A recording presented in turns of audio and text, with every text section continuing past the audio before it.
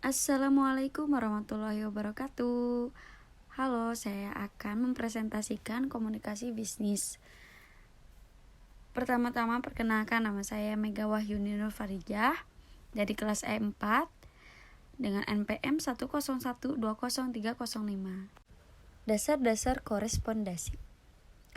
Korespondensi merupakan salah satu bentuk komunikasi verbal yang digunakan untuk menyampaikan pesan-pesan bisnis maupun non-bisnis kepada pihak lain. Umumnya korespondensi berkaitan dengan suatu proses penyampaian pesan dalam bentuk surat, memo, proposal, agenda maupun bentuk laporan. Pengertian surat dan surat bisnis. Korespondensi berasal dari kata correspondence atau correspondence yang berarti hubungan yang terjadi antara pihak yang terkait. Hubungan pihak-pihak yang terkait dalam bisnis biasanya bersifat resmi dan dilakukan dengan surat menyurat. Kegiatan surat menyurat disebut korespondensi. Orang yang mengerjakan kegiatan surat menyurat disebut koresponden. Kata surat berasal dari bahasa Arab yaitu surah, yang berarti suatu sarana komunikasi untuk menyampaikan pernyataan atau pikiran secara tertulis kepada orang lain. Orang lain di sini dapat diartikan perorangan, badan usaha, organisasi, atau lembaga. Secara umum, yang dimaksud dengan surat bisnis adalah surat yang digunakan oleh seseorang, lembaga, organisasi, atau institusi untuk menyampaikan pesan-pesan bisnis secara tertulis kepada pihak lain. B. Fungsi surat bisnis. 1. Surat sebagai wakil atau duta bagi pengirim surat. Dalam kaitannya dengan dunia bisnis, surat bisnis berfungsi sebagai pembawa pesan-pesan kepada pihak lain. 2. Alat untuk menyampaikan pemberitahuan, permintaan atau permohonan, buah pikiran atau gagasan yang berkaitan dengan masalah-masalah bisnis. 3. Alat bukti tertulis. Misalnya surat perjanjian jual beli, surat perintah kerja, surat kerjasama, surat bukti tanda terima, dan faktur. Melalui surat-surat bisnis yang dapat dipakai alat bukti historis.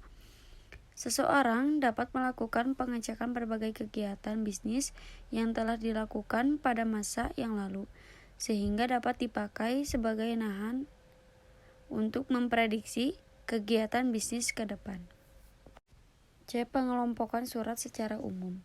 Surat dikelompokkan dalam beberapa kelompok, yaitu surat menurut wujudnya, pemakaiannya, banyaknya sasaran yang dituju, isi dan maksudnya, sifatnya dan menurut urgensi penyelesaiannya.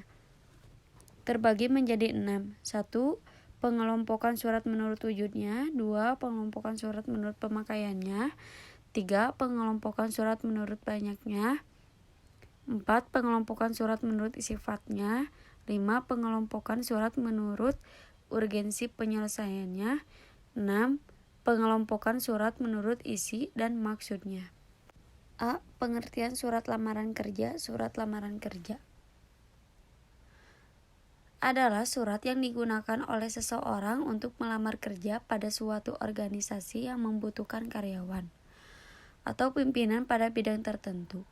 Pendekatan yang dapat digunakan dalam membuat surat lamaran kerja adalah pendekatan intention, interest, desire, and action. Yang ke-1, pendekatan sebagai penulisan resume. Penulisan surat lamaran kerja juga perlu menggunakan pendekatan action, interest, desire, action untuk menggugah atau menarik perhatian membaca. A. Attention. Pelamar kerja harus dapat meyakinkan pihak organisasi atau lembaga pencari kerja bahwa pelamar kerja memiliki sesuatu yang bermanfaat atau dapat memiliki sesuatu yang bermanfaat, menumbuhkan rasa tertarik bagi lembaga atau pembaca tersebut.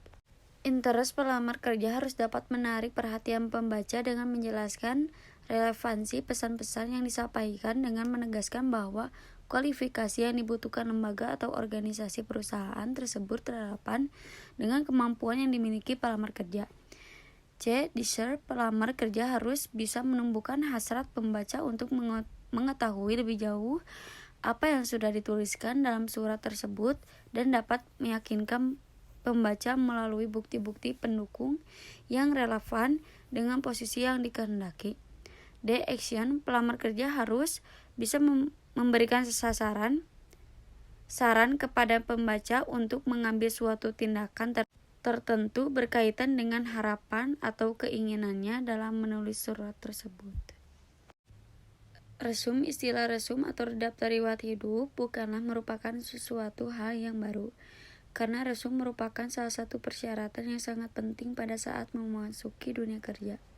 Resum atau kurikulum vitae merupakan laporan perincian kualifikasi pelamar yang kehadirannya tidak dapat dipisahkan dari surat lamaran kerja.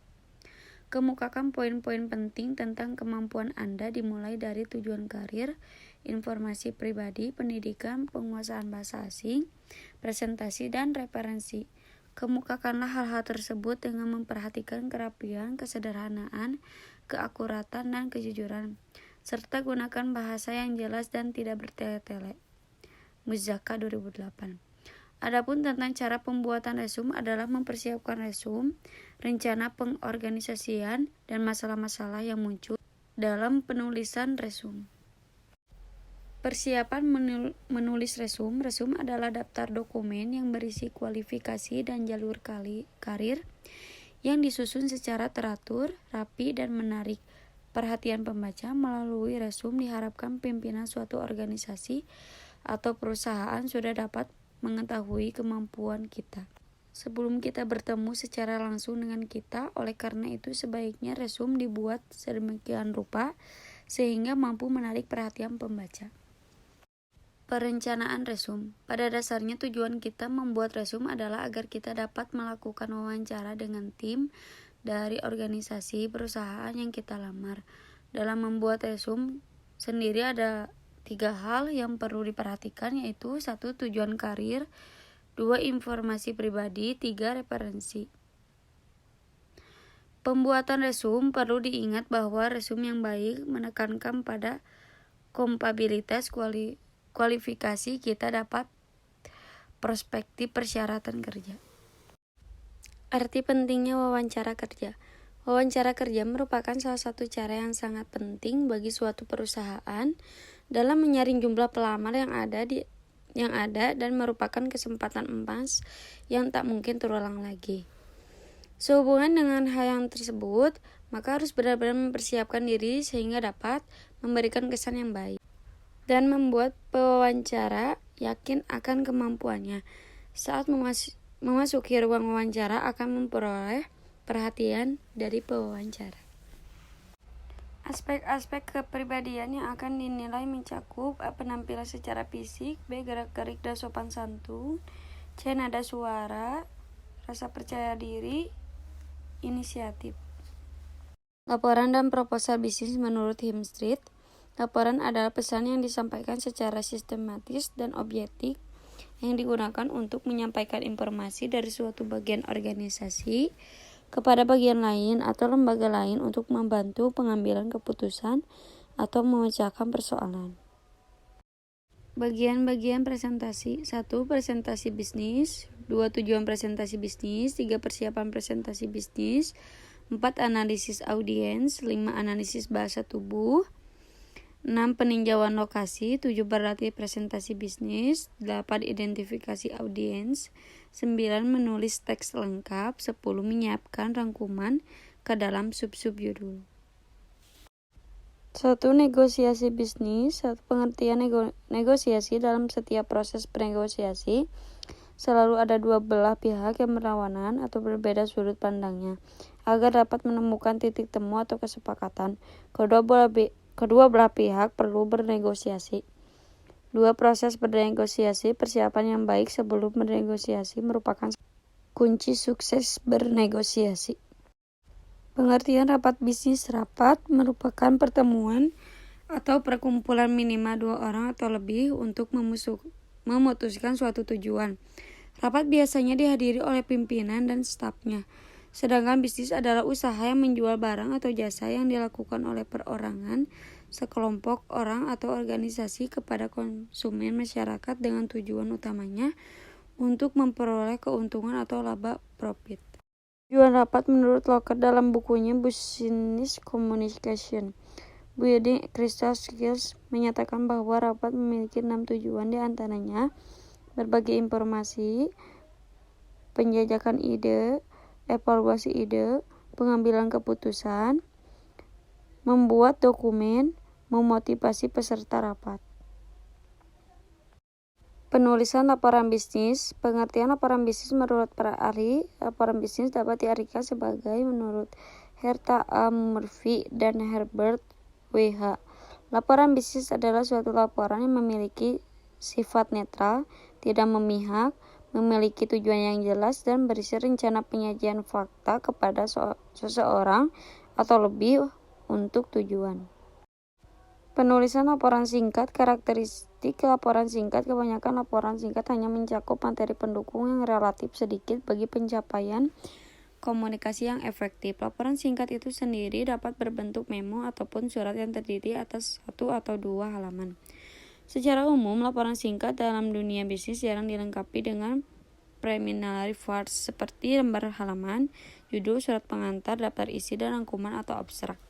Karena hanya terdiri atas 1 atau 2 halaman saja, oleh karena itu, laporan singkat lebih menekankan pada tubuh suatu laporan yang mencakup pembuka, hasil temuan, bahasa, dan bagian penutup. Penulisan laporan formal. Laporan panjang sering disebut dengan laporan formal. Secara umum, jumlah halaman laporan formal lebih banyak daripada jumlah halaman laporan singkat. Oleh karena itu, perencanaan dalam menyusun suatu laporan formal sangat penting. Dalam membuat perencanaan formal, banyak hal yang perlu dipertimbangkan. Antara lain, mendefinisikan masalah, membuat kerangka untuk melakukan analisis, menyusun rencana kerja, melakukan penelitian, dan menganalisis data. Poin-poin penting tersebut akan dijelaskan secara lebih rinci berikut.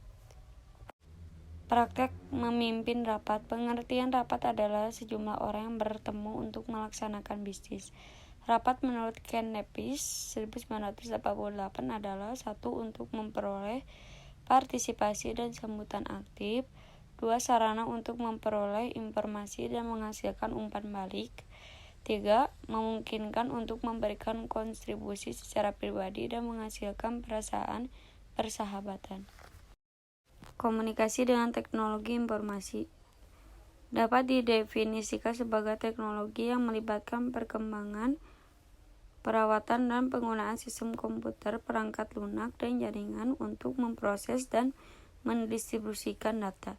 Teknologi informasi memiliki peran yang sangat penting dalam berbagai bidang, salah satunya dalam komunikasi, khususnya komunikasi bisnis. Adapun penggunaan teknologi informasi dalam komunikasi bisnis selengkapnya: 1. Otomasi kantor. 2. Berbagi informasi dengan karyawan. 3. Bertukar informasi. 4. Tetap terhubung dengan konsumen, kolega, dan penyuplai. 5. Menjalin kerjasama atau berkolaborasi. Penggunaan sosial media dalam komunikasi bisnis. Dampak media sosial dan komunikasi bisnis dalam bisnis online. Sosial media dan komunikasi bisnis meningkatkan kesadaran mereka. Sosial media berbasis komunikasi bisnis membantu untuk menjalin komunikasi yang mudah dengan para pelanggan. Sosial media lebih menghemat biaya. Sekian presentasi dari saya. Mohon maaf apabila ada salah kata atau salah pengucapan. Terima kasih.